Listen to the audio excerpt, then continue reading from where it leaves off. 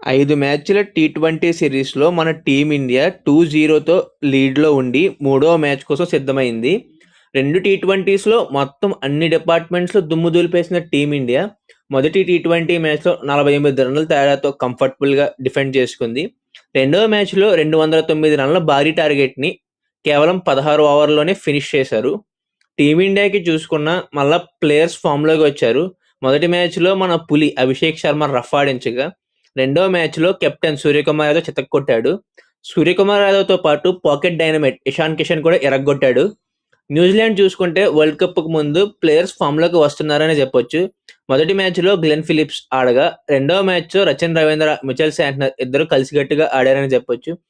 బౌలింగ్‌లో players form మాట్లాడడానికి 2 మ్యాచ్‌లలో కూడా మొత్తం బ్యాటింగ్ ఫ్రెండ్లీ వికెట్సే ఇచ్చారు కాబట్టి బౌలింగ్‌కి అంత అనుకూలించలేదు.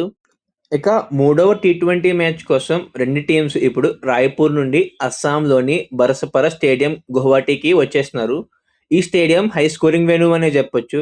ఇక్కడ జరిగిన 3 ఇంటర్నేషనల్ మ్యాచెస్‌లో బ్యాటింగ్ ఫస్ట్ నెగ్గినవి 1, చేస్ చేస్తూ గెలిచినవి 2.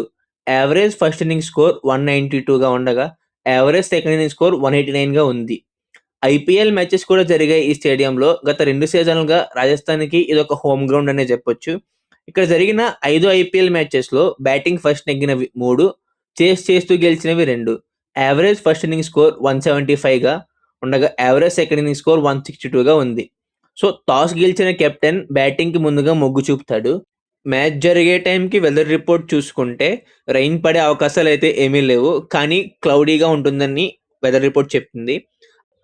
గత 2 మ్యాచ్‌ల్లో లాగా మరీ అంత ఎక్కువ డ్యూ పడే ఛాన్సెస్ అయితే లేవు. తక్కువ డ్యూ పడే ఛాన్స్ ఉందంట. టీ20 వరల్డ్ కప్ కార్నర్‌లో ఉంది కాబట్టి 2 టీమ్స్ కూడా గేమ్ టైమ్ కోసం ప్లేయింగ్ 11లో చేంజెస్ చేస్తున్నాయి. ముఖ్యంగా బౌలర్స్‌కి మొదటి టీ20కి, రెండో టీ20కి చేంజెస్ అయితే 2 టీమ్స్‌లో జరిగాయి. ముందుగా టీమిండియాలో చూసుకుంటే జస్ప్రీత్ బుమ్రాకి బదులు హర్షిత్ రాణా వచ్చాడు. అక్షర్‌కి ఇంజ్యూరీ అవ్వడంతో కుల్దీప్‌కి ఛాన్స్ వచ్చింది.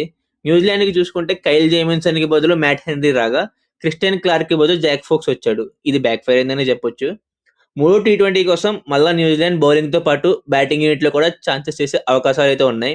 జాక్ ఫోక్స్‌కి బదులు కైల్ జేమిసన్‌ని మళ్ళా టీమ్‌లోకి తీసుకొస్తారు.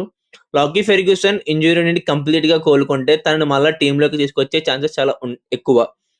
బ్యాటింగ్‌లో కూడా ఒక చేంజ్ చేసే అవకాశం ఉంది. మార్క్ చాప్‌మ్యాన్‌కి బదులు సూపర్ స్మాష్‌లో మంచి ఫామ్‌లో ఉన్న బెవాన్ జాకబ్స్‌ని తీసుకొస్తారు.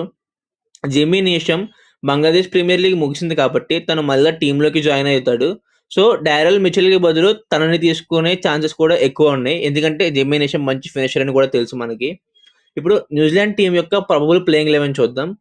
Openers Tim Seifert wicket keeper, అలాగే Devon Conway, Rachin Ravindra, Glenn Phillips, Mark Chapman or Bevon Jacobs, Daryl Mitchell or Jimmy Neesham, Mitchell Santner captain, Matt Henry, Kyle Jamieson, Ish Sodhi, Jacob Duffy. New Zealand playing 11లో changes చేసినప్పటికీ వాళ్ళ batting depth అయితే ఎక్కడికి పోలేదు. Jimmy Neesham లాంటి player టీంలోకి రావడం వల్ల బ్యాటింగ్ ఇటు బౌలింగ్‌లో కూడా టీం మంచి స్ట్రాంగ్‌గా కనిపిస్తుంది. జిమ్మీ నీషమ్ ఎలాంటి ఫినిషరో మనకి మళ్ళా కొత్తగా అవసరం లేదు. టీమిండియా చూసుకున్న వరల్డ్ కప్ కోసం ప్లేయర్ రొటేషన్‌నే ఫాలో అవుతుంది. ఈ మ్యాచ్‌లో కూడా మళ్ళా చేంజెస్ చేసే అవకాశం ఉంది. హర్ష్‌దీప్ సింగ్ మొదటి 2 మ్యాచ్‌లు ఆడేసాడు కాబట్టి తనకి బదులు జస్ప్రీత్ బుమ్రా మళ్ళా టీంలోకి వచ్చే ఛాన్స్ ఉంది. అక్షర్ ఇంజ్యూరీ నుంచి కోలుకుంటే కుల్దీప్‌కి బదులు మళ్ళా అక్షర్ పటేల్‌ని టీంలోకి తీసుకొస్తారు. బ్యాటింగ్ డిపార్ట్‌మెంట్‌లో ఎటువంటి చేంజెస్ చేయకపోవచ్చు. ఎందుకంటే టీంలో ఉన్న ప్రతి ప్లేయర్ వరల్డ్ కప్ స్క్వాడ్‌లో ఉన్నవాళ్ళే. సో, టీమ్ కాంబినేషన్స్‌ని చేంజ్ చేయకుండా ఉండడం కోసం ఒకవేళ తిలక్ టీంలోకి వచ్చినప్పటికీ కిషాన్ అండ్ శాంసన్‌లో ఎవరైతే మంచి ఫామ్‌లో ఉన్నారో వాళ్ళని అప్పుడు స్క్వాడ్‌లో సెలెక్ట్ చేస్తారు. టీమిండియా యొక్క ప్రబల ప్లేయింగ్ 11 చూద్దాం ఇప్పుడు.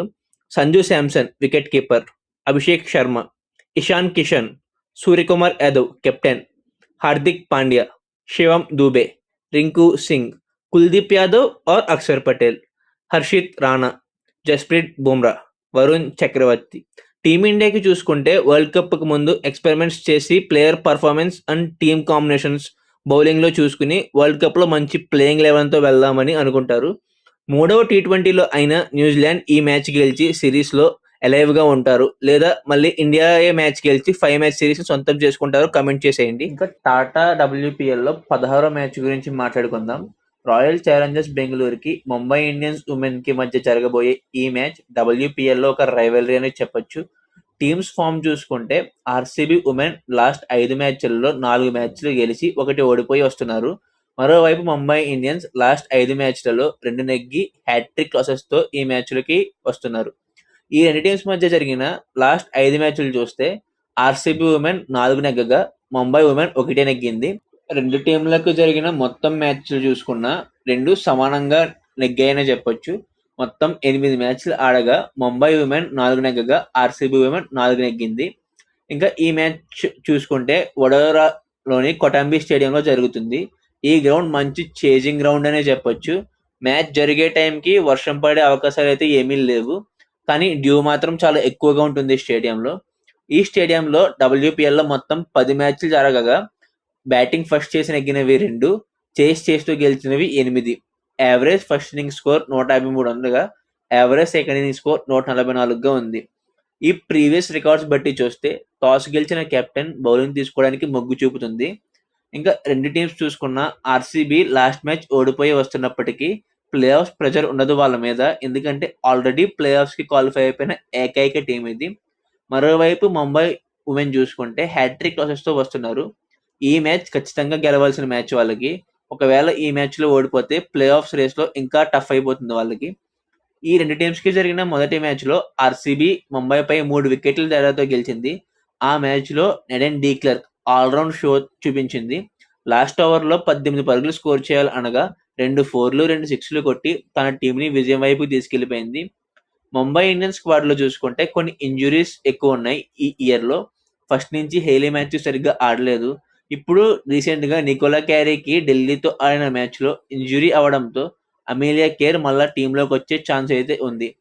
ముంబై యొక్క ప్రాబబుల్ ప్లేయింగ్ 11 చూద్దాం ఇప్పుడు. Hayley Matthews, Sajeevan Sajana, Nat Sciver Brunt, Harmanpreet Kaur captain, Amelia Kerr, Amanjot Kaur, Rahila Firdous wicket keeper, Sanskriti Gupta, Poonam Khemnar, Shabnim Ismail, Vaishnavi Sharma. Mumbai playing 11 చూస్తే స్ట్రాంగ్గా ఉందనే చెప్పొచ్చు, కానీ వాళ్ళకి హేలీ మాథ్యూస్ బ్యాట్ నుంచి పవర్ ప్లేలో రన్స్ కావాలి. ఆర్సీబీకి చూసుకుంటే టీం అంతా బాగా సెట్ అయి ఉన్నప్పటికీ గ్రేస్ హ్యారిస్ బ్యాట్ నుంచి రన్స్ రావడం లేదు. ఫస్ట్ 2 మ్యాచ్ల తర్వాత పర్ఫార్మెన్స్ డ్రాప్ అయింది. తన బ్యాట్ నుంచి రన్స్ వస్తే మళ్ళీ ఆర్సీబీ స్ట్రాంగ్ అయిపోతుంది. ఆర్సీబీ యొక్క ప్రాబబుల్ ప్లేయింగ్ 11 చూద్దాం ఇప్పుడు. Grace Harris, Smriti Mandhana captain, Georgia Voll, Gautami Naik, Richa Ghosh wicket keeper, Nadine de Klerk, Radha Yadav, Sayali Satghare, Arundhati Reddy, Shreyanka Patil, Lauren Bell. RCB మళ్ళా విన్ మూమెంటంలోకి వస్తుందా లేక ముంబై ఈసారి ఆర్సీబీపై ఆధిపత్యం చూపిస్తుందో కామెంట్ చేసేయండి. ఈ మ్యాచ్ని టీవీలో చూడాలి అనుకుంటే స్టార్ స్పోర్ట్స్ ఓటీటీలో చూడాలి అనుకుంటే జియో హాట్స్టార్లో చూడొచ్చు. ఇండియా వర్సెస్ న్యూజిలాండ్ మ్యాచ్ అయితే సాయంత్రం 7 గంటలకు స్టార్ట్ అవుతుంది. అదే WPL మ్యాచెస్ అయితే సాయంత్రం 7:30కి స్టార్ట్ అవుతాయి. ఇంతే గైస్ ఇవాల్టి video. Thank you for watching. Have a nice day. ఛానల్కి ఎవరైనా కొత్తగా వస్తే సబ్స్క్రైబ్ చేసుకోండి. Thank you.